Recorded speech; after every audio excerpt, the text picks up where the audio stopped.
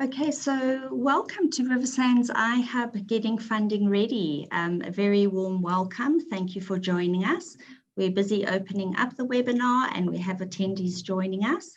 My name is Juliette Price. I'm with Riversands iHub and I will be the host for today. And I'd like to introduce you to Mzee Kakhle, who will be your facilitator. Over to you, Mzee. Thank you. Thank you so much, Juliette, and welcome everyone to our first Getting Funding Ready workshop. I think before we jump straight into the workshop, I just want to take us through some house rules. As we go through the workshop, everyone is going to be on mute. But as we get to certain sections where I will be interacting and engaging with you guys and asking some questions, Juliette will then unmute some of you individuals. We've got quite a large number of attendants today, so we might not necessarily get to all your questions, but we'll certainly try at the end to answer as many as possible. So when there are questions, you can either put them in the chat section and we'll compile them and try to address them at the end. Or if it's during the session and I'm asking questions on my side, you can just pick up your hand, raise your hand, and then Juliette will choose randomly from the individuals who have their hand up, and then we'll get those questions and field those. So we might not necessarily get to everyone, but again, guys, we'll try to make this as much of a interactive session as possible, as informative as possible, so that everyone can get value from the session. And I'm looking forward to taking you through everything I think we've learned as Riversands from a funding perspective, and also just from an entrepreneurial perspective, to try and give you guys as much info as possible so that you have a better understanding of the funding landscape. So let's jump straight into it. So to start, quick introduction in terms of myself. My name is Mzee Kakhle, born and bred in the Eastern Cape, but I've been in Joburg for the past 13 to 15 years, I think. And I'm currently the head of SME development at Riversands Incubation Hub. So Riversands Incubation Hub is an incubator based in the north of Johannesburg. And primarily we offer infrastructure in our 40,000 square meter facility, working with a lot of light manufacturing businesses and diverse industries across board. And we've also launched a fund called the Thrive Fund, which the public, individuals like yourselves, can also access. So we wanted to take an opportunity to actually take you guys through not only our offering from this fund perspective, but also holistically the funding landscape. I think there's always sort of a disconnect between what entrepreneurs want and what funders offer. So on the one side, I'll be sitting wearing my funder hat, and we will be complaining as various funding institutions that there's not enough deal flow. We've got the funds, but it's not going out and reaching the people that actually need it. On the other side of the table, you'll have entrepreneurs, which I interact with, who will say that, Z, we actually can't access these funds. We've been applying and constantly are getting rejected or not getting through to the right funders. So on our side, we definitely picked up that there's some kind of disconnect between these two parties. And we wanted to clarify and open up this landscape so people have a better understanding as to what it entails to actually get yourself funding ready and get to a point where you can successfully apply for funding. So the purpose of this workshop is demystifying the process of actually applying for funding. Predominantly in South Africa, there's access to debt funding, but in the same token, this might apply also to equity finance. But I would say the key focus here will be a combination of both. So in terms of the presentation itself, we're going to be taking another approach. So as opposed to me just sitting in front of you here and presenting and saying you need to do this and in this and this way, and essentially just telling you what you need to do, we're going to try and make this a bit more interactive. right? And what we're going to do is take you guys through a case study, right, of two businesses. And these two businesses are at different stages. They different dynamics in both of the entities, which you'll pick up as we go through this exercise, right? And from these businesses, we actually need to make an investment decision at the end. So each of you participating here today in the webinar are going to be wearing the investor hat. So wherever you are, please take out a pen, take out a notebook, so that you can be able to go along with us for the case. I'll give you a few seconds to be able to do that. And in essence, what we're going to be doing is acting like funders. And the way you need to think about this is, if you're a parent, these are the savings you've put aside for your child. You've saved this money over a 10-year period. And essentially, you want to invest this money in something that's solid, that will guarantee the future of your kids. So it's not money you can just waste. It's not money you can just play around with. Likewise, if you're an individual and you want to invest for yourself, these are your life savings. You've been saving this money for a very long period of time. And now you've reached a point where you want to invest it and get better returns.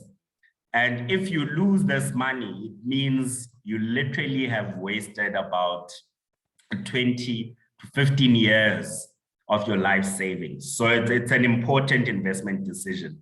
Let's all not take it lightly.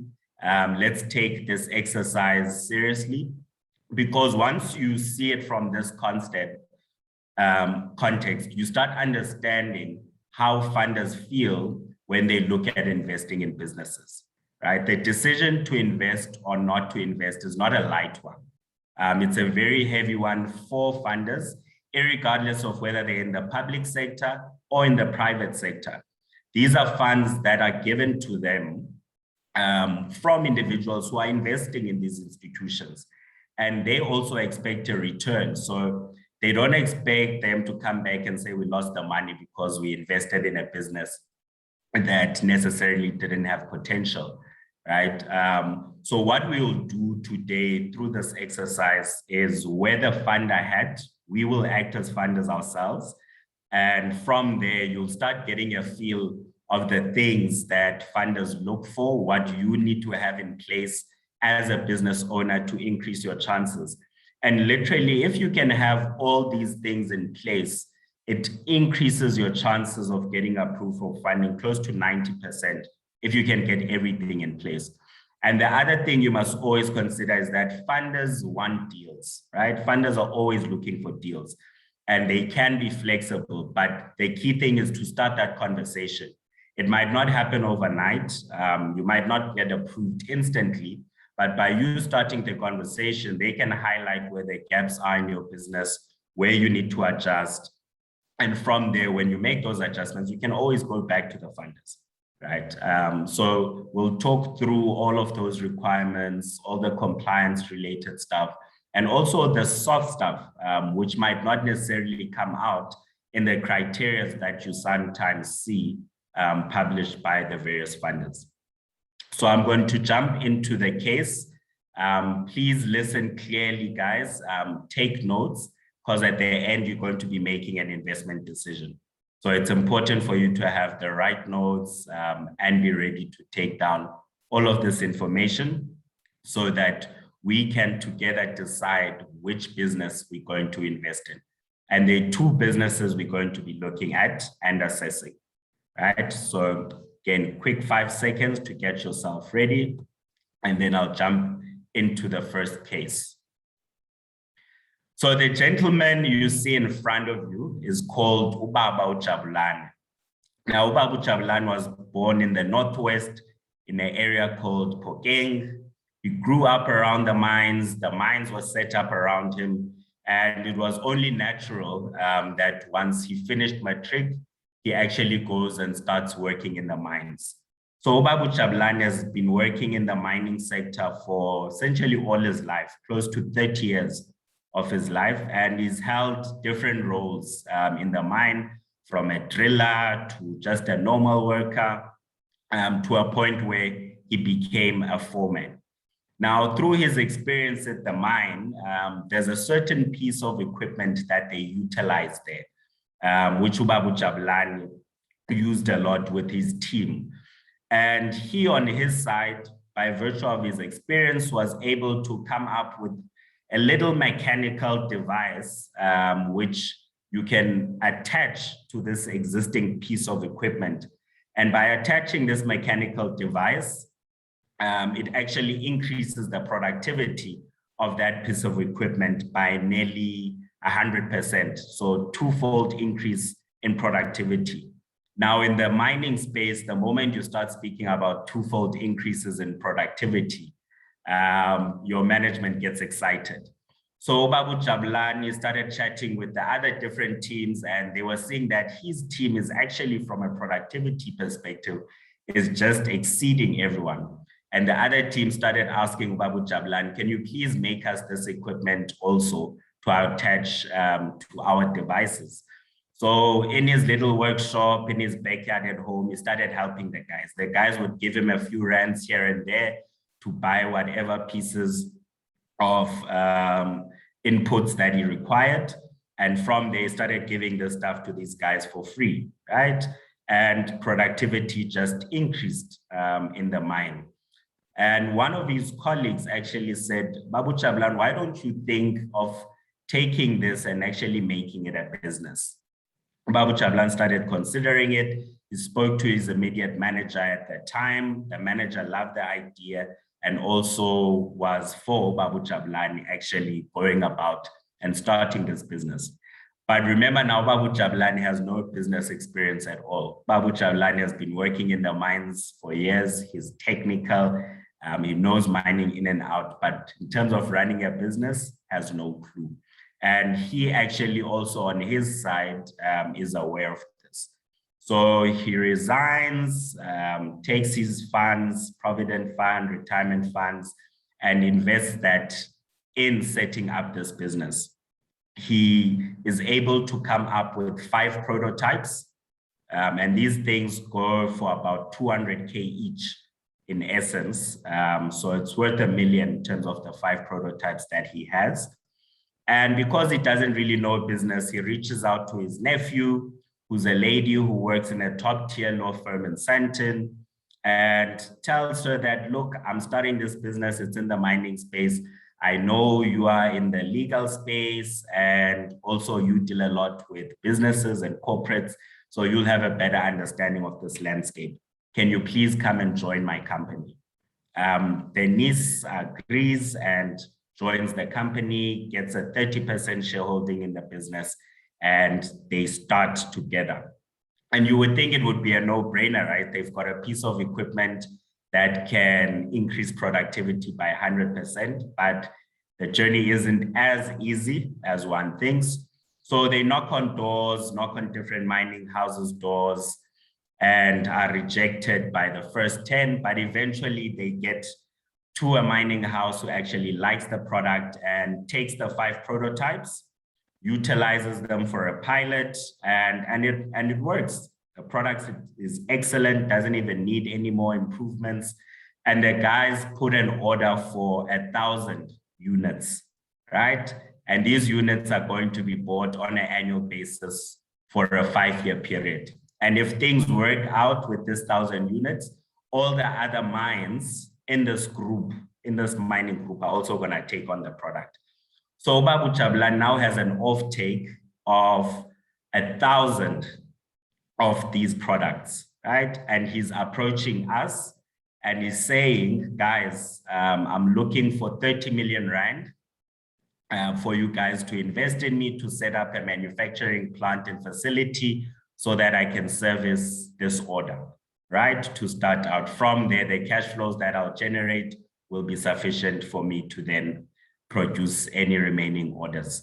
So the ask from Babu Jabulani is 30 million. So he's asking us for 30 million to set up a manufacturing plant so that he can service this order that he has received with the potential for more orders in the future. And that is how Babu Jabulani has kicked off. So that is our first case. I'll give you about 5 seconds to just wrap that up. So Babu Jabulani's prospects are looking good, even though some might say mining is a sunset industry. Babu Jabulani, with these orders coming into play on his side, he's thinking that there's still potential in this space. So let me try and pursue it. So that is it with Babu Jabulani. That's our first case. And we'll jump to our second case. Our second case is this beautiful lady here called Lerato. Now, Lerato was born in Johannesburg, originally from Soweto, but the family worked hard, was able to send her to good schools, great university, top of her class, and eventually she got employed by a top-tier management consulting firm called BCG, right?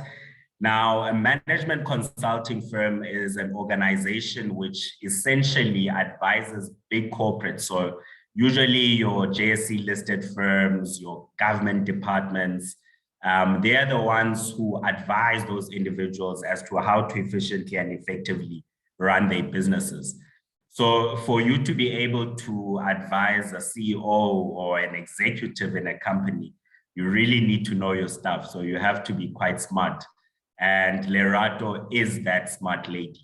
She's been doing this for a while. Her specialty is fast-moving consumer goods. And she's been doing this for the past 10 years. She's become a partner at the firm. Financially, she's very stable. She's got her own savings. So she's doing very well in her career. But she's reached a stage where she's tired of working for other people and in essence wants to start something for herself. She feels she's smart enough. She has an understanding of the business landscape and in essence would be in a position to run her own business. So same way as Babu Jabulani, she takes the leap. She's like, I'm jumping into business. I want to set up and run my own business, right? Now, the business that she wants to set up is an online store and delivery service for groceries. And this is targeted at various townships within Johannesburg, but starting in Soweto, where she grew up, right? Lerato herself stays in Sandton. So her context is Sandton and how things work that side. And she wants to take this tech startup and actually bring it to the townships. So she takes her own funds, invests about $1 million in setting up a platform, an app, which she's developed and launches it, right? With the limited marketing budget, I think at the time she had about 50,000 and launches this for the Soweto market. And she's been running this business now for 2 years, but traction, she is not gaining, right? The sales that she's projected, she's not getting to. So the business is not doing well. It's actually still running at a loss, but everything that you're hearing out there is saying we're going digital, the future is digital. So she's sort of staying in there and thinking that things will change in the future. Maybe the biggest challenge is the amount of money that she's invested in her marketing, right? So she's approaching us and she's asking us for 5 million bucks, so 5 million rand. And that 5 million, all of it is going to be invested in marketing activities. And with that money and the marketing activities, she is hoping that this will start spurring a growth in her sales, right? So she's coming to us again as funders, as investors, and saying, guys, can you please fund me? Can I please have 5 million bucks, right? 5 million rands. And this money is going to go into marketing activities for our application to make more people aware so they can start utilizing it. And from there, we'll be able to generate more income. because income on the platform is generated per transaction. So the more users buy and order and get things delivered to them on the platform, the more the business will generate income also on their side. So she's a bit frustrated and has approached us as investors and said, guys, please, can you put 5 million on the table? It's going to assist me with these marketing activities, and this should result in our business growing. So the question is, between these two businesses, which would you fund and why? So think about all the dynamics at play. These are your last rands, right? The last money you have. And essentially, you need to invest it in a venture which you think is going to have a future, is going to be sustainable, and is going to continue growing, right? And is backed up by the right individuals to take it forward, right? And it's your last money. So it's a very important decision that you need to make. So my ask to you guys is, which business would you invest in and why would you invest in that business? So what we'll do is we'll go and do a poll. Juliet will set up a poll for us, and you can choose which business you'd invest in. And then afterwards, what we're going to do is I'll choose about, let's say, 5 of you to just let us know which business you chose and why you chose that business. And in order to be able to do that, you'll just need to put up your hand if you want to tell us which business you chose and why you chose that business. So we'll give you guys about 2 minutes to just go through the poll and just choose the business that you'd want to go for.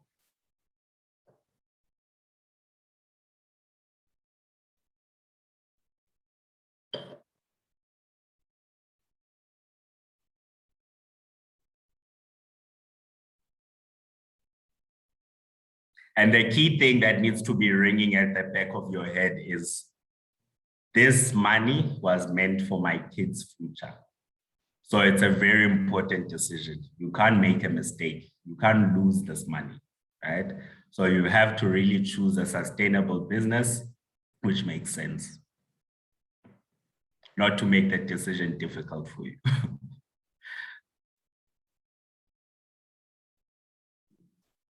Great, Nzi. So we are having participants vote. It's coming in fast and furiously. I think we just need another minute and then we can tally the results.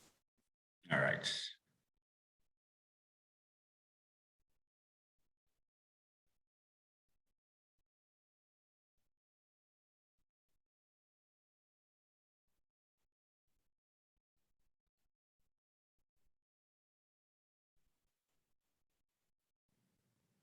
Okay, we're at 71%.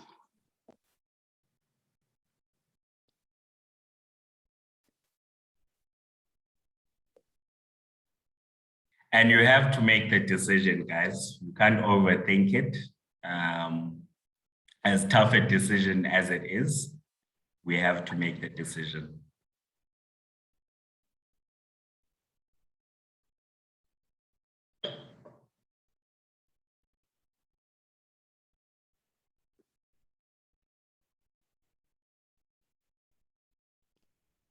Okay, I'm going to end the poll now, and it will just take a minute to tally the results. Cool, thank you.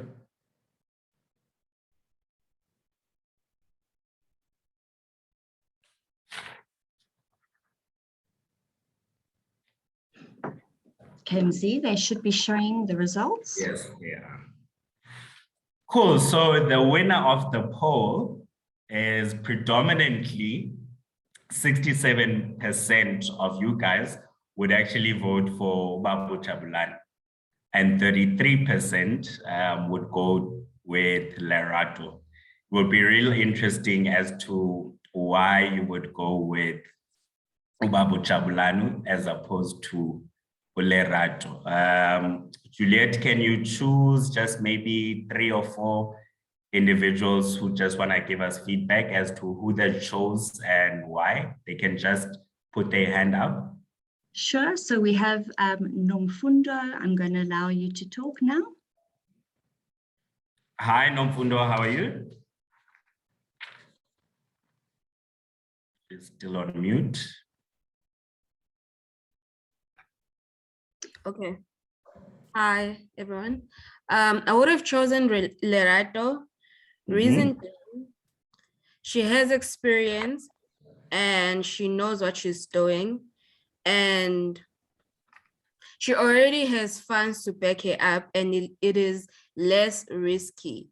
With Ubab Jablani, what I thought of, it is more risky, and you stand to lose a lot if all goes wrong, because he doesn't know what he's doing. All he knows is just doing his job.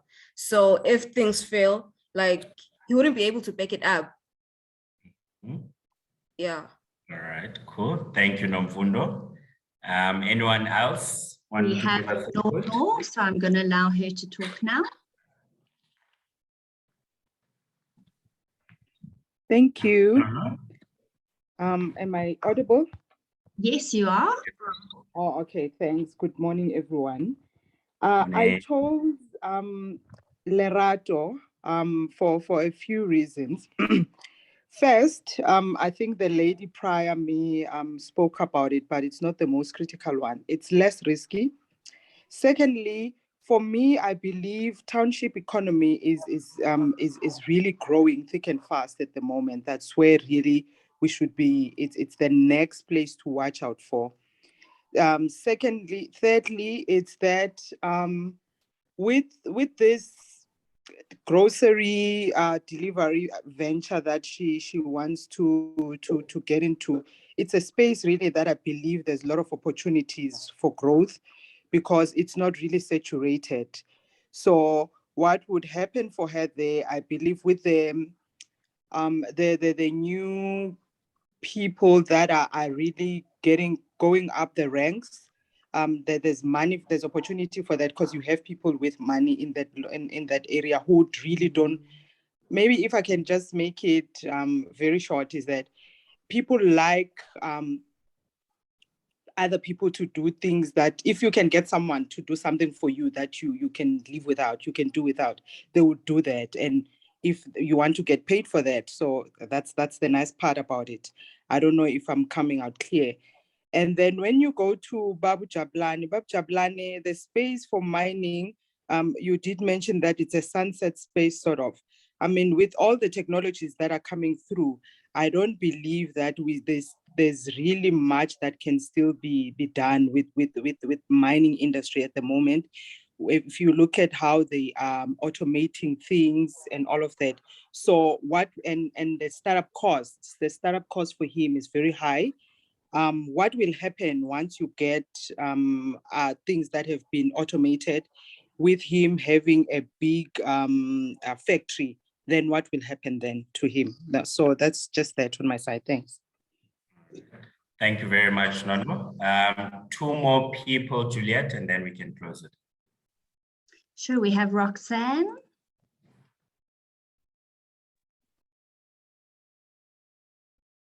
Roxanne, Thanks for the opportunity. Thanks for the opportunity. I hope you guys can hear me. I would go with Babu because he's got a lot of strength, and the strength was he had experience. But now why penalize him for his weakness, which he didn't have? He didn't know how to run a business. So I would go with him and work on his weaknesses. So in turn, we're saying that we're helping people that don't have the skills to upskill them, that don't have the education to educate them for a better future. Thank you. Thank you. One more and then we'll jump into it, guys. Right, we have Solela.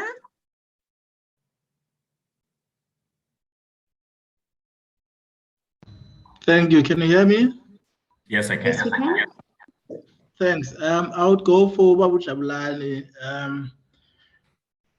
The fact that he has got a very long contract of 5 years, chances are, number one, he would recoup and pay the 30 million loan within maybe even reaching half of the contract, or possibly in the first year of operation.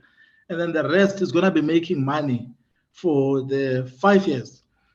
Further, he shouldn't only look at South African context. He can go internationally and look at other opportunities. This client is going to boost his profile, then he can go internationally. Thank you. Thank you very much. Thank you very much. You can close it off, Juliet. Thank you so much, guys, for that input. And I think all your points are really valid. And I think from the discussion we're having, you can see how sometimes making this decision can be a bit difficult if there's not some form of methodology that we utilize to actually assess applications. So on our side as a funder, so wearing the funding hat, if these two businesses would have come to me as head of fund and said, Z, please invest in us, the business that we would have gone with is Ubabu Jabulani. And in the next slide, I'm going to take you through why it is that we would go with Ubabu Jabulani's business. Not saying the points you've raised around Lerato's businesses are not valid, but in terms of if you take the two and weigh the two against each other, Ubabu Jabulani definitely comes on top. And I'm going to take you through the reasoning and the things that we would have looked at in deciding which business to go with. Cool, I'm gonna skip this slide. Cool, so what investors look for, right? And I'm going to explain a lot here because this holistically is what informs the investment decision. So the first aspect, and the reason why this one comes on top, because it all starts and ends with the individuals running the business, right? So what we're looking for as funders, as opposed to what typically you would hear on the media or out there, is we are not looking for lone rangers. We're not looking for these bright individuals who are able to do things on their own, because in essence, then the failure or success of the business rests on one individual. So what we're looking for are solid teams, right? Typically in a business, you need to have someone who has capacity for sales. You need to have someone who has capacity for operations, right? And the other one would be your stakeholder engagement, which is more softer. But importantly, you need someone on the operations side, you need someone on the sales side. So technical and also on sales, especially when one is still starting out. And it's very rare to have one individual who possesses all of those aspects. So you might find that they're good at sales, but they're not good on the technical side. Or you might find that they're good on the technical side, but they're not great on the sales side or the HR side, right? So we're looking for a holistic team which has all of these key skills. And that usually, again, speaks to the potential for success or sustainability of the business. So if you look at Ubabu Jabulani has got the technical side covered.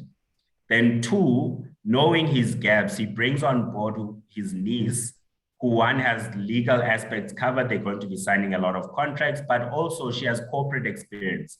So she has an understanding of engaging with CEOs, CFOs, high-level individuals. She knows what typically the structure of an organization looks like.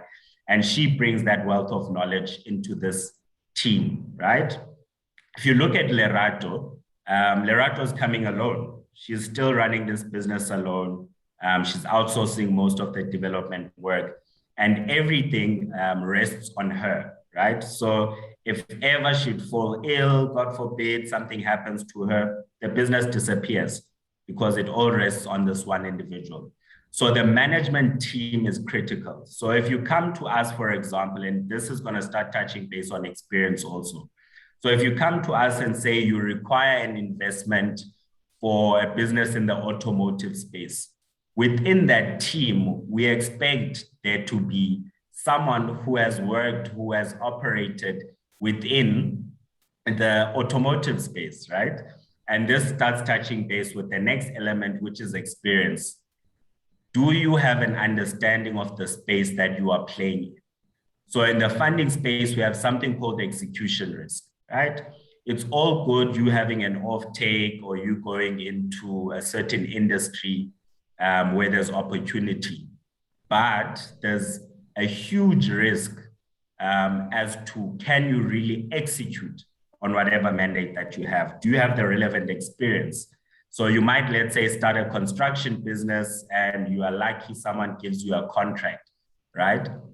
What we want to gauge is when we look at your team, do you have the capability and capacity to execute on that contract? Have you as individuals, even if it's not as a business, done similar work in the past? Will you be able to execute within budget or even exceed the expectations of the client? So we want to assess that. So if you look at experience in these two examples that we're looking at, Babu Chablan has been in mining for 30 years. He knows the mine in and out. He knows the dynamics of how technically mines operate. So he's got that experience. And then you've got Denise, who has that corporate experience, who brings in that aspect of professionalism and business to this entity. If you go to Lerato is experienced, yes, but not necessarily in tech. You remember I said her experience in management consulting is in fast-moving consumer goods, FMCG. And now she's taking on a tech business where one, she has no experience from a work perspective. And then two, she doesn't even have a technical partner, right?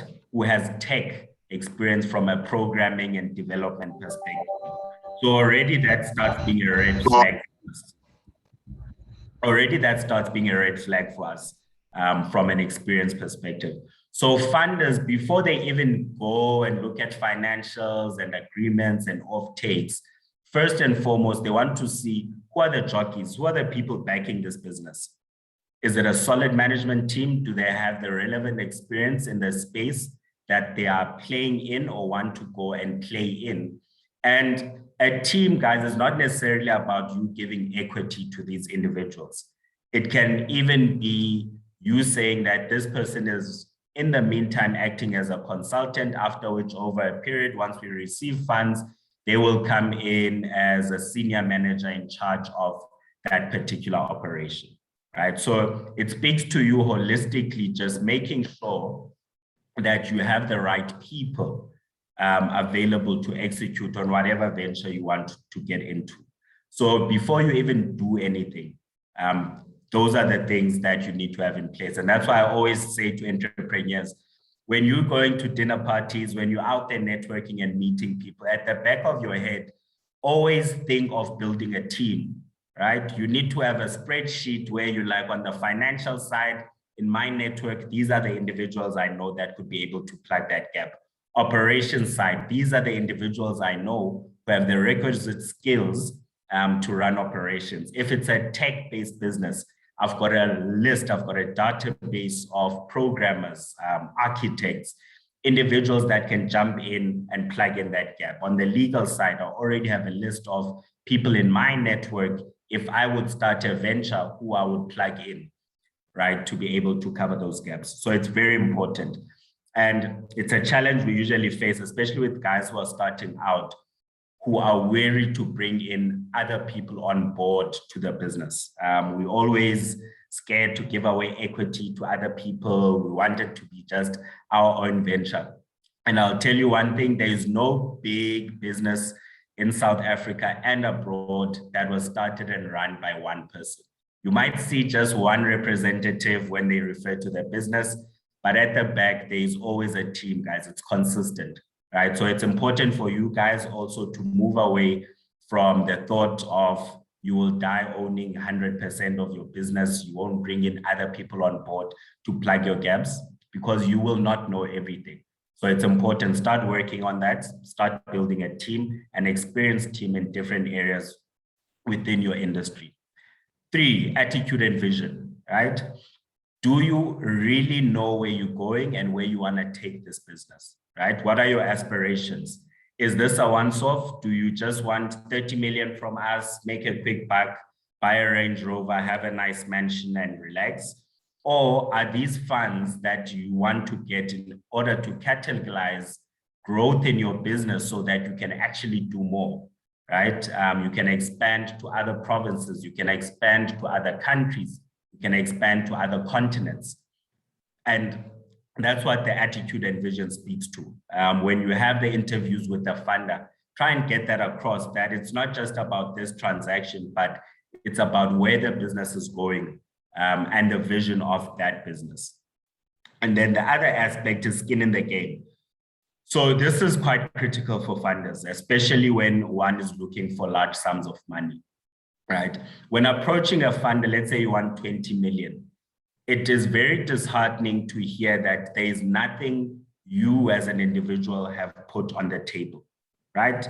Meaning you haven't sacrificed anything on your side. And this sacrifice is not always just financial in nature. So it's not about you coming and saying, I've got security, because you know, in the South African context, not everyone can have access to security and finance. But that skin in the game can be time and hours that you have spent on your side using your skills, right, to actually take this business somewhere. So if you look at the example of Babu Chablani, one, built his first prototype on his own with just pieces of equipment in his backyard. That's skin in the game. He piloted this, right, in his previous workspace. That's skin in the game. And eventually he was able to resign and get funds and utilize them to build his first prototypes. And now what we constantly experience with some of our entrepreneurs is that they're not willing to put skin in the game. So you'll have someone come to you driving a car that's paid off, for example, and it's a luxury car and they want 30 million. And you'll say to them, look, if you can put 200K down, we can start the conversation. But they wouldn't be willing to sell that vehicle and maybe downgrade to a lesser one, right? And likewise, in terms of, let's say, retirement funds, things like that, when one has access to, but this speaks also in terms of time that you dedicate to the business. So let's say it's a tech business, you doing your own code or getting a friend or buddy to set up the website, do the bookkeeping for you, that actually has value, because if you didn't have that skill, you would have had to pay someone for it. So you, in essence, can quantify that amount of work that you've put in. And when you approach a funder, say, look, this is a prototype we've built. If we would have gone to the market, this would be valued at 200K. That's our skin in the game. That's what we're bringing to the table, as opposed to you coming to the table and just saying, please give me 30 million. I've done nothing. I just need you guys to give me 30 million so that I can start, right? So it's about always looking at opportunities to demonstrate that you also on your side have put effort in the business. You've invested sweat equity in the business. It doesn't always have to be financial. It can literally be you demonstrating, let's say, interviews you've done with potential customers over a 1-year period where you've been going house to house, asking people whether they want your product or don't want your product, right? That's sweat equity. It has a value, because that type of research, typically you would pay a research institution to do that work for you. And you can quantify it and say, if I would have paid that research institute, this is how much they would have charged me. And that's the skin I bring to the table, right? That's when people start taking you more seriously. If you yourself are willing to sacrifice for your business, other people will also jump on board and be willing to sacrifice for your business.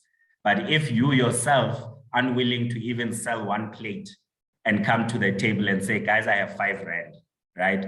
So it's not always about the ratio. When you go to a funder upfront, because we deal with volume, we'll say, okay, at least have 10% on your side and we'll fund the rest, right? But sometimes people can come and say, look, I don't necessarily have 10%, but I sold my car to be able to get the initial funds to do A, B, C, and D, even though it's a small amount. But that type of commitment literally then intrigues the funder and makes them more open in terms of providing support to these businesses.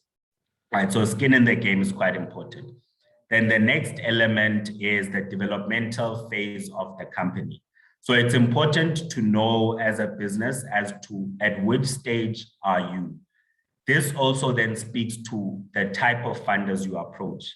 The challenge we face as entrepreneurs is you might not know which stage you are as a business, and you start approaching funders which don't necessarily fund businesses that are at your stage, and it becomes combative. Yet the biggest challenge or issue is that you might not have done the relevant research to know that businesses in your stage are funded by certain types of entities, right? And that's why I skipped the previous slide, which I'll take you back to quickly. And this is what it speaks to. So you've got 4 growth stages in a business. If you look at the bottom axis there, it's either you're at concept stage, so you still have an idea, you haven't done anything, right? It's just an idea you have in your head. Or you're at startup stage. Startup stage, you've started out, you might have a prototype that you've put together, and you're now starting to grow as you're acquiring more customers.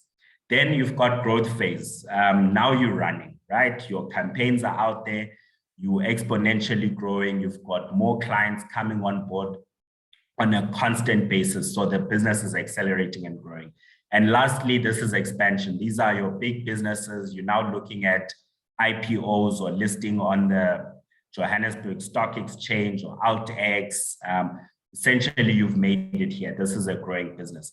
And all of these different stages have different funders, right?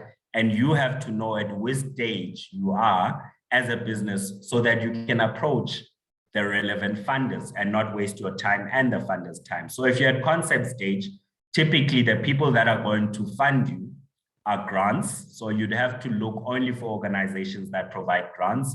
And then 2 angel investors. These are wealthy individuals. They've made money over their lifetime and they're looking at investing in new businesses. And also here, this is family friends, right? This is where you approach your wealthy uncle, if you have one, your next door neighbor, your colleague. This is where it's really early stage. You're not going to institutions, formalized institutions for funding, because you're still at concept stage. You need to prove the concept first before people start coming on board. Now at startup stage, you've got proof of concept, you have a prototype, you're looking at now growing and testing the market.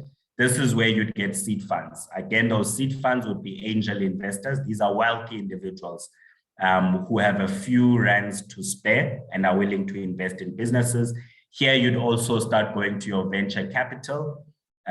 These are structured organizations who are willing to take on risk and invest in businesses at a very, very early stage, right? When you're still starting out and approving your concept, these venture capital firms jump in. This sector is not really established in SA. It's still growing. Predominantly, it's focused on tech in South Africa. Abroad, it's quite bigger, but we're starting to see growth in the sector, which is a great thing for startups and small businesses, right?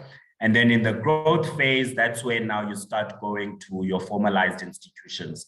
This is where you go to your DFIs, your CFAs, your IDCs, your transaction capitals, your business partners. So these are formalized institutions that are there in the country that provide support to business owners from a funding perspective.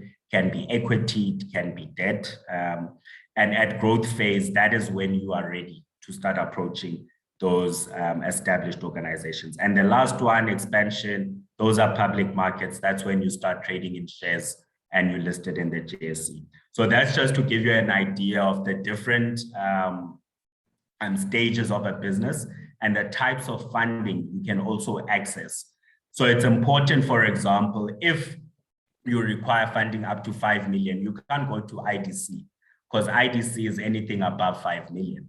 But if you require anything less than 5 million, there's a CFA.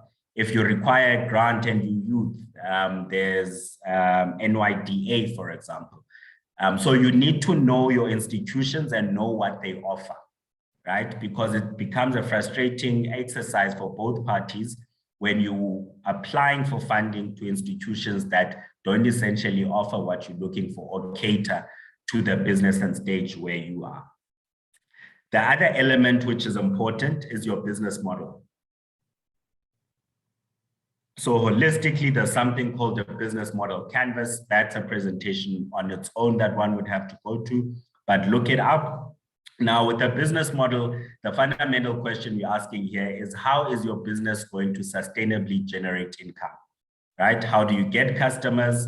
How do you charge those customers? How much does it cost you to get those customers? How much revenue are you going to generate? Which markets are you going to play in? All those different dynamics together speaks to your business model, right? And this must be clear and concise. We must have a proper understanding of how your business is going to operate. So if you look at Ubabu Jabulani, it's very clear, right? Mining sector. And he's got this product, he's going to manufacture it, he's going to sell it to these guys. He currently has an offtake for 1,000 units, and the mining group wants to expand and open up their other mines for the same product. So the business model is clear, right? It's direct. Lerato's business model, it's a freemium model. And in essence, you pay per transaction. As you transact on the platform, it's quite clear, but it's just not gaining traction, right? And the reason it's not getting traction, the next element we're gonna look at, market size and potential for growth. So if you look at Babu Jabulani's market, which is mining, right? Contrary to popular belief, mining in South Africa is not yet at a sunset stage. We are a resource country, and mining is still a large component of our GDP, right? Especially when you look at your smaller scale mining, your junior miners. Yes, the impacts for your large scale organizations, the dynamics, they are different from economies of scale and all those dynamics. So for them, it might not make sense, but your junior market sector, junior mining sector is still flourishing in South Africa. And there's still a lot of opportunities. And we still have a lot of commodities on the ground, which will still need to be mined. I mean, we have mines that still have 30, 40, 50 years to go, right? That still exist in South Africa. So for smart individuals who know where to play, where the gaps are, there's still opportunity in that sector. So from a market size perspective, it's a nice market, it's big. I mean, even if you just have 2 mining houses, that would be sufficient to run a nice growth business.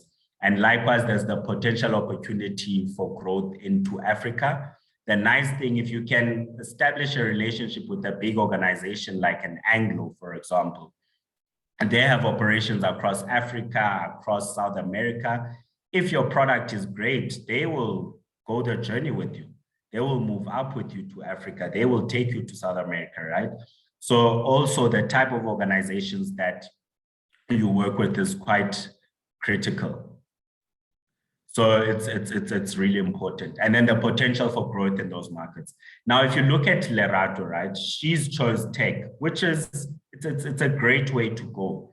But in going in tech, you need to look at the dynamics in South Africa. So the challenge that we have in SA sometimes is that we don't have enough research, market research. And when you do want research, you have to pay for it. So on the outside, the research that we get is usually positioned for big corporates and not necessarily for small business. So yes, digitization might be taking place at a speedy pace. Online buying might be accelerating and growing. But if you really go into the numbers and look, where is that buying concentrated? Which audience is actually doing the buying? You'd pick up that it's not coming a lot from the townships, right? It's your suburbs, high LSM, high earning individuals who are doing most of the online shopping. Yes, in some townships, there are pockets of excellence where you will get some online buying here and there, but it's not substantial enough yet to justify one going all out to try and attack that market, right? And that's the dynamic you need to look at. Not that there isn't a potential market, but is that market as big as the market that Babu Jabulani would be pursuing, right? And that's what you need to weigh, because each rand, remember, there's an opportunity cost. If I give 5 million to Lerato, it means I'm taking away 5 million away from Babu Jabulani. If you look at it that way, it means that you're leaving money on the table. I'd rather give Babu Jabulani an additional 5 million to the 30 that he wants, because I know my returns are guaranteed there and there's potential for growth. Also, not only nationally, but abroad also. So that's quite important. Then the other aspect is traction, right? So funders want businesses that have demonstrated traction. You have a market that you've already started working with. Your product is out there, people are liking it, you're growing, and you can demonstrate that, right? If you look at Ubab Jablani, had a prototype that he had, they've used it in the mine, he's recorded its performance. So he can come in a presentation and tell us, I've got this product, it works, people like it, people want it. So there's traction, which is evident. You go to Lerato's business, traction is there, but the traction should be giving you alarm bells. She's been running at losses for the past 3 years, right? And the question then one should be asking is, why is she running at a loss, right? What is that done? Is it part of the business strategy, or are people just not utilizing the platform, right? And with marketing activities, is it guaranteed that spending 5 million on marketing will translate into those people taking on the platform and utilizing it? So it becomes hard to guarantee it. And that's always the challenge with marketing. You really can't equate the return on investment. And it's only now with the advent of social media and social media marketing where at least now a little bit we're able to track as to how our marketing runs actually translate into sales. But prior to that, it was really difficult. So her coming and saying she wants money for marketing also is a bit of a red flag in the absence of the relevant traction being in place in the business. Other aspect is the product. So IP and protection, right? So Babu Chablani has a proprietary product. No one else knows how to make that product. He can go and file for IP protection and get a patent against the product that he has, meaning that no one else will be able to copy it, replicate it, and produce it, because it's all in his head. It's not something that anyone can just do. And that makes it unique, right? Meaning that once he launches and goes into the market, not just anyone can start competing with him and chow on his margins, right? And that's very critical. But if you're going into a saturated market where there are tons of other players, there's no barriers to entry, and anyone can, in essence, wake up and say, I want to try that market. I want to see if it works today. It's something of a challenge, but on its own doesn't necessarily mean you won't be funded, but it's just something that we do look at and consider, especially if you're talking equity and not necessarily just debt, right? If you look at Lerato's business, no barriers to entry at all. The barriers to entry is just money to develop the platform. You're competing with your Ubers, you're competing now with your grocery chains. So Pick n Pay has its own delivery service, Checkers has its own delivery service.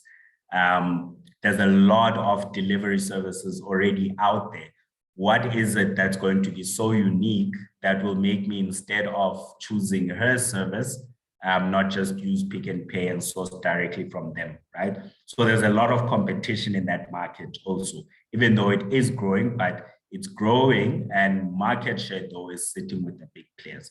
So those are things one will need to consider. And then lastly is profitability. Is this a profitable business?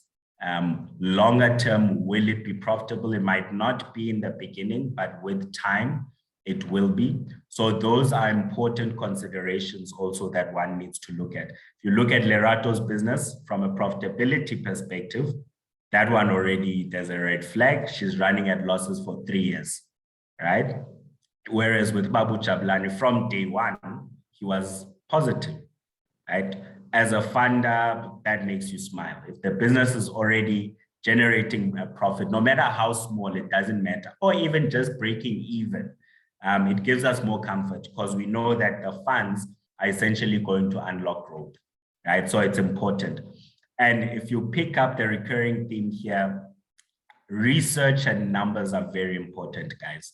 As a business owner, the day that you start running your own business, research and numbers are going to be critical. You need to understand your landscape. You need to understand your industry. You need to understand your market and be able to articulate it and tell it to other people. Likewise with your numbers. Once you start getting into numbers, you can't say, no, I don't know, my accountant does that, or my bookkeeper does that, I'm not sure. Already that doesn't give us confidence as funders, right? Yes, your accountant or your bookkeeper might prepare everything and be the specialist, but at high level, you should know what your revenues are. You should know what your cost base is. You should know what your gross profit margins are. You should know what your profitability margins are, right? And those are the basics, and that doesn't require you having an accounting degree. We've got online learning now. There are courses, there are ED programs out there that offer all of this information for free. And literally, you can take a 3-day, 1-week course to just get those basics so that you have a good understanding of these elements.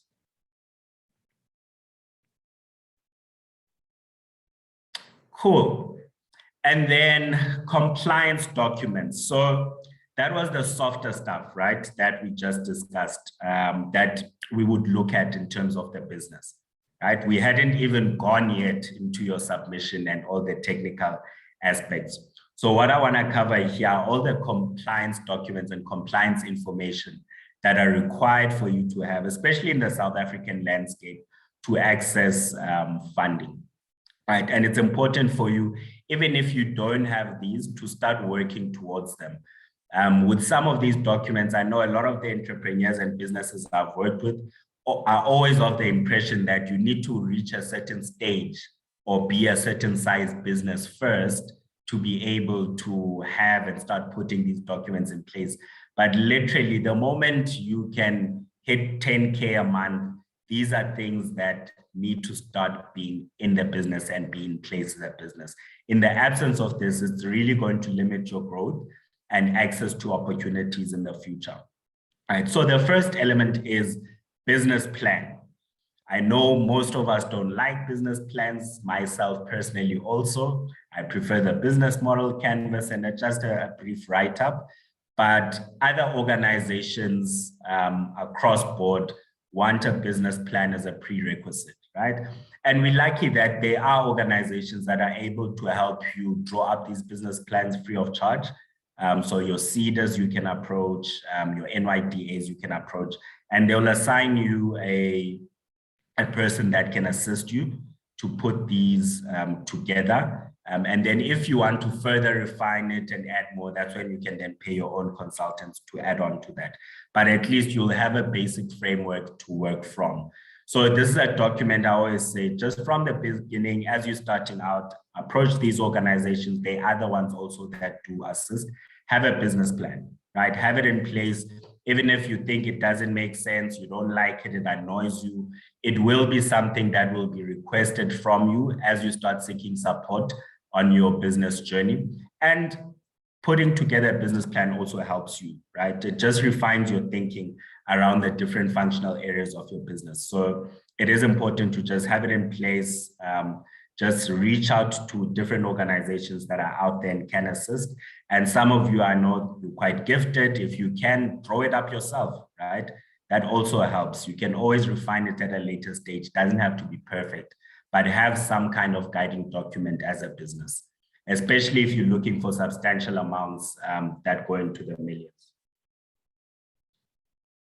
The next element that will be required from you is the CV of your management or your directors, right? Again, it speaks to that team I was talking about earlier on. They will actually want proof to see the experience of your management team. So that's why it's critical, again, to have these individuals that are experienced in respective spaces, so that when the time comes and you want to form a team, you've got the people with the relevant experience. And literally, when you put that funding pack together, all the directors and key management staff will be required to submit their CVs. So it doesn't help you just starting out a business with your brother because you always chill together, or starting out a business with your friend or sister because you get along, right? They add no value to the business, right? You need to be able to demonstrate that each individual in this business is able to add value in some shape or form. It can be in the form of finance, legal, it can be operations, can be sales, whatever it might be, but it's important that it's at least someone with some kind of track, right? And if you don't have, let's say you have an idea and it's a great idea, it's something that really can work, start roping those people in, right, to bolster that team so that they plug those gaps on your side. Then another thing that will be asked are your personal assets and liabilities. And this one always shocks a lot of the clients that I've worked with in the past. This is important in a sense that with small businesses, the primary driver of the business is the entrepreneur, it's the owner of the business. So if that entrepreneur themselves can't take care of their personal financial affairs, how are they going to be able to take care of the financial affairs of a large organization? So that's a means to see where you stand financially, right? Do you have judgments? Are you listed on ITC, those type of things? And we'll talk about that as we go down the line. But personal assets and liabilities. So where you have the opportunity to build assets, I always implore guys, please do. If you've got a property, if you've got a vehicle, if you've got equipment, whatever it might be, the laptop that you own, that's a piece of equipment, it's an asset, right? Might depreciate quickly, but still an asset. That vehicle you bought and you've already paid off, it's an asset. And again, it speaks to that skin in the game. What are you bringing in, right? That vehicle, you can now position it as a company car. And again, that makes funders comfortable. You've got skin in the game. You're bringing your own resources to the table to also try and make this entity a success. Then there's security, personal or business. So some organizations, not all, will ask for security. So if you want to borrow 30 million, they'll say, look, at the least we want an asset or we want some kind of guarantee that you have funds to this value or half of that value. And it's always a bit of a strife, especially in the South African context where you have individuals that don't necessarily come from great backgrounds, but have potential and really want to grow their businesses. And that's why now institutions have become flexible. So they might give you the funds and use the assets that you're going to acquire as the security for the funds that we lend to you. So there's some flexibility in this area now. It's not as strict as it used to be, but some organizations like your typical bank will be strict, and that's just based on the regulations that also govern them, not that they're trying to be difficult. But with your developmental financial institutions, they've really tried to be flexible in this area. And again, it speaks to that skin in the game, right? If you can demonstrate that you've also sacrificed, the funder on their side also starts sacrificing some of their requirements. So it's like tit for tat. And that's the approach and that's the thinking you must have on your side. It's how am I going to show these guys that I'm actually fully invested in this business. I've also sacrificed, I've also put a lot on the table so that on their side, they can also be open to sacrificing. And that's the key there. The other element is management accounts, annual financials, again, critical, guys. If you're going to be raising millions of rands, you cannot be a business that is just being run from a notebook or a scrapbook, right? You need proper books prepared either by yourself, or if the business is doing well, you can get someone else to prepare them for you. And again, there's a lot of support in South Africa at the moment from an entrepreneur perspective. You've got organizations like Sage who run programs and offer these softwares at very, very reduced costs for SMEs to help them prepare their own books. And in the same token, even bookkeeping, the cost of getting your books done on a monthly basis has significantly reduced. I think I saw a bookkeeping service for about 500 Rand being offered, and that's unheard of. In the past, this used to be quite expensive. It is a cost, but it's a cost you really need to put aside for your business. It's critical, it's important. If you're going to grow and you're going to be looking at accessing finance in the future, which most businesses you need your financials in place, right? Start putting them in place now. Start reaching out to organizations that offer maybe free softwares. Start looking for programs, ED programs that are able to subsidize you accessing these type of services. And there's a lot guys out there. Really, if you spend some time on the net and you look, you will find it. But management accounts, critical. Next aspect is tax clearance. A large amount of organizations will require this information. And all it is, it's a document which essentially says you don't owe the taxman, right? The reason why that is important is that SARS is a statutory preferred creditor. What that means is if ever problems happen in your business and it has to be liquidated, if you owe SARS, SARS gets paid first. The remaining individuals, organizations, or us, we share on the scraps, whatever is left, right? So SARS takes precedence. So it's important as a funder to make sure, is this person compliant? They don't owe VAT, they don't owe income tax, so as to protect yourself. Because when SARS does go for you, it usually ends quite badly. I'm sure you've all heard the stories where businesses or business owners have evaded tax for a long period. And when that bill comes, it essentially collapses the business, right? And you don't want a business collapsing as you've just provided funding to it. And hence we would look at where you stand in terms of your tax matters, right? And even as a person, as an organization, we just want to work with individuals and companies that just meet all of their obligations all around. And we'll look at this from a personal perspective and we'll look at it from a business perspective. And again, it depends on the company. Some companies will just look at the business, others will look at both personal and business. So just assess the funding institution and look at what their requirements are. The other element is ITC and judgments. And this is always a big elephant in the room, right? You know, with entrepreneurship, that journey is up and down. It's a fight, and we understand that as funders, right? So the key thing, depending again on the policies of that particular organization, some funders might still fund you even though you listed on ITC and have a judgment. But what they might require from you, one, is disclosure. So that's important. If you listed and you're on ITC or you have a judgment, before we find out on our own, because we will run the check, openly disclose, right? Already that puts you at a good footing. If you're the one who comes up, you already in the affidavit highlight to us that you are listed or you have a judgment, and you take us through the story as to what happened and where things are now. Two, if you have a judgment or you're on ITC and you currently have an arrangement with those organizations, and on our side, we can see a track record that, look, for the past 12 months, you've actually been meeting your obligations, even though you might only be removed from ITC or that judgment removed in the next 12 months or 2 years.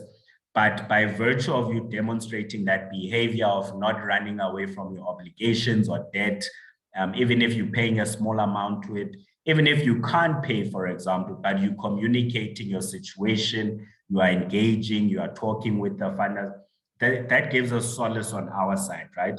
From a personality perspective, it makes us understand that we're dealing with a person of integrity. You don't see private numbers and just shut them down or run away from your debts, right? Because that easily can become you as the funder. So in your head, you're thinking when the business starts having challenges, which it does happen, it will happen. Is this the type of individual who will stop taking our calls, stop returning our emails? Or is this the person who will call us first and say, guys, I need to sit down with you. My business is currently going through these issues. Can we restructure this debt? Can we do this? Can we do that? But let's work towards a solution. And I don't think there is a funder who will ever kick you out of a room and say, no, you owe us, make a plan, right? We know that business, it's very variable and things do happen. But as long as you're communicating, we're sitting down, we're engaging, I think a solution can always be reached. Then the next aspect, which is critical, quite important, I think this can bolster your funding application by up to 50%, right? Letters of intent and contracts. Not as much letters of intent. They are nice to have, but what we really want are solid contracts, right? If you've got offtake agreements, if you look at Babu Jablan, it's got a 5-year offtake. And if you heard the gentleman earlier on, and I liked the example he used in that, if you look at the offtake he has, he would actually pay us back within 2 years, meaning that the remaining 3 years, he's just chowing pure profit. And now if that business wants to expand, it can actually come back to us and fund its expansion again. I think the critical rule, we always say to the guys, why use your own money when you can use a financial institution's money, right? That's what they're there for. And we would comfortably fund the growth and expansion of Babu Jablan after he's repaid his initial. And then there you start having a relationship. And that's why they usually say, once you have a relationship with a banker or a funder as a business owner, it becomes a lifetime relationship. It becomes an organization or someone you can keep going back to, and you can essentially build that business together. So always look at it as a partnership when you're approaching the funder. So full disclosure, open up, tell them challenges, tell them the good things, right? Because you're in this together. Remember, the person on the other side of the table, who's typically a deal maker, is essentially incentivized to assist you to grow. That's how they get paid. That's how they get bonuses. The better your business is doing, the better things are for them from a remuneration perspective. So it's in their best interest to support you to find solutions. So treat them as such, see them as partners, see them as people who really want to see you grow, want to see you prosper. And even when you do get a decline, it's not a personal thing. I think you can see from this exercise, it really is not a personal thing, but just from a risk perspective, certain things need to be in place. So letters of intent, contracts, as much as possible, if you are engaging with corporates, if you're engaging with the various organizations who are supporting your business, try and get them to a point where they sign those contracts, right? We get a lot of these verbal agreements. No, I'm in talks with this organization. It doesn't work. Or forwarding of email chats, it doesn't work. It can't stand up in court, right? So even those organizations themselves, always push them to make a decision. If they can't do a 5-year contract, get them to do a 6, get them to do a 1-year contract, right? But try and push them as much as possible to actually put pen to paper and sign an agreement. And then lastly, any other supporting documents that you might have, anything that you feel might add to your case. It can be supplier agreements, your different codes, the type of equipment that you're going to get, illustrations, any other additional information. And hence these funding packs are usually huge, especially if you're looking for a substantial amount of money, right? Because you need to compile all of these documents together prior to you making a submission. At least now it's gone online. Previously, we would have to come up with a huge big folder, which we'd submit to funders on behalf of clients. But that has gotten better now. And even some of these requirements are not as strict, but if you have these in play, guys, the likelihood of you being funded is very, very, very, very high. So different funding sources, there's a plethora now of funding sources that you can access. You've got your enterprise and supply development programs. As I said, if you look at all your top JSC listed firms, they all have ED programs. They offer funding, they offer business support. You've got your CFAs, IDCs, Spartan Finance, banks, local municipalities, and your local economic development divisions, profit share partners, even your local mashonisas who will charge you 30%. They are funding institutions also with their own requirements, right? But they might break your knees if you don't pay back. So make sure that you know your story when you go there.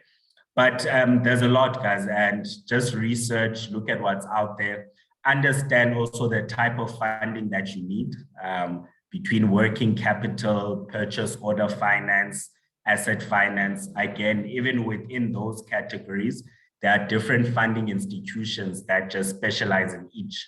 So let's say you're doing work with government, or you're doing work with the supply chain for a corporate, and all you're doing is supply. You're supplying certain equipment. It's straightforward, it's not complicated, no execution risk. There are organizations out there that purely do purchase order finance. Like ourselves also as Riversands, you can come to us and say, here's my purchase order. And luckily with us, we don't even charge you interest on that amount, right? We've tried to come up with a product that can help small businesses. We do have some requirements, but still I'd say we're quite flexible. And the product we've introduced in the market, I think, is helping a lot of businesses. And we've been getting quite a lot of good feedback from it. That takes me to the end of my presentation. Hopefully you guys got a lot of value from that. I can go for about 5 minutes, Juliet, for questions, if there are any, and you can get the guys to put their hands up, and you can just randomly choose some of the guys. Fantastic, Mzi. We have 2 questions already from the chat. So I'll take the chat questions first, then you can raise your hands. So the first question is from Kabetswe. So he said, just to gain clarity when outsourcing skills from our network, will there be an expectations from funders for these people to be in the company full-time once the funding has been received? Yes. So once the funding is received, these would have to be people that are part of the business, but part of the funding would cover their salaries in essence. So you'd be covered in that sense. And then a second question from Kabetswe. In certain instances, it seems a blanket approach is used, not keeping in mind that industries are different. For example, if you're applying for funding for student accommodation, some institutions don't issue letters of intent anymore. Are funders taking these into consideration? Yeah, so we've come across that also on our side. And like it's an egg and a chicken situation, because on the funder side, in the absence of a letter of intent, how do I give you 50 million, right? Because the risk that we then have on our side is the institution itself then doesn't accredit you as a provider of student accommodation. And hence it's important to start those discussions early with the institutions. I know it's become a bit more difficult now. They aren't giving them out because, again, with fraud issues, a lot of individuals were taking those letters of intent, raising funding, and then not building the buildings. So funders have sort of become a bit strict in that sense. But again, look at the funder. So there are funding institutions that purely specialize in student accommodation. And with those guys, they know all the nuances. And if, for example, from a feasibility study perspective, it does make sense, they actually are even open to go with you to the institution and say, look, we will back this organization, but provided you are able to provide these kind of assurances. Great, thanks, Mzi. Okay, so we have another question from Melody. How about non-profit organizations? How do we start on that, and who do we approach? Oh, that's a very tough one. So unfortunately, Melody, we operate in the for-profit space. So I wouldn't have too much information in terms of that. And most funders do focus on for-profit organizations. But now there is a new group of individuals which are looking at social enterprises. And those social enterprises can take the form of an NPO, but it has to have some kind of revenue generation and sustainability aspect to it, right? But I can't give you too much guidance in terms of the non-profit arena. Our focus is for-profit. So just search social entrepreneurship funding, and hopefully you might pick up some guidance around that. Okay, great. We did have a hand raised, but they unraised it again. Are there any other questions? No, I think. Sipalele. Let's just keep this sharing here. Let me just allow you to talk.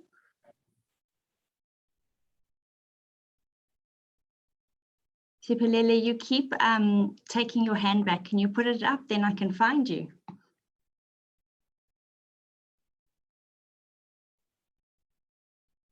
Maybe we already answered the question. All right. Okay, I think we can close it off there, Jeanette. Perfect. So just a few of the admin questions that have come through. There've been a few copies of these questions about will it be shared in terms of the presentation and the slideshow. So this is being streamed live on Facebook right now. So you can rewatch it and all the content will be there.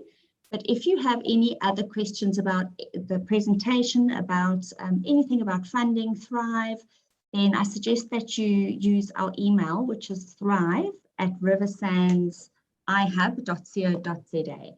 So I'm just going to put this in the chat just in case it's easier here. Let me just write this to everyone. So it's thrive@riversandshub.co.za. And any queries, questions can be directed to that email address.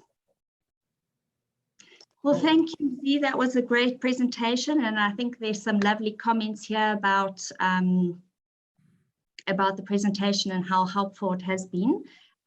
We will continue. We're going to end this webinar now, but we will be on social media, Facebook Live, and we will respond to your questions via the email address. Thank you very much, everyone. Thanks for attending. Thank you, guys. Have a great day. Yes.